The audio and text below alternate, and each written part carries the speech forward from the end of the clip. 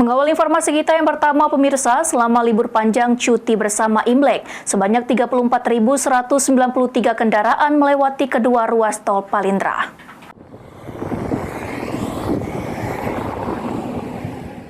Branch Manager Tol Palinpra dari PT Hutama Karya, Samsul Rijal mengatakan selama libur 2 hari, tanggal 8 dan 9 Februari kemarin, tercatat ada peningkatan volume di ruas Tol Palinpra dan Inpra. Ada sebanyak 20.671 kendaraan melewati Tol Palinpra selama 2 hari tersebut atau persentasenya meningkat 10% dibanding hari normal. Sementara yang lewat Tol Inpra atau Indralaya Prabu Muli sebanyak 13.522 atau terjadi peningkatan sebesar 33% dibanding volume normal.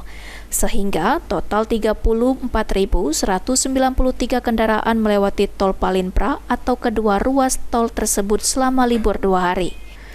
Dalam waktu dekat ini, Tol Inpra akan segera diperlakukan tarif. Hal ini menyusul surat keputusan Menteri Pekerjaan Umum dan Perumahan Rakyat nomor 194/KPTS/M/2024 tertanggal 26 Januari 2024 tentang penetapan tarif jalan tol Simpang Indralaya, Muara Enim, seksi Indralaya Prabu Muli dari harga Rp85.000 tergantung dari jenis golongan kendaraan.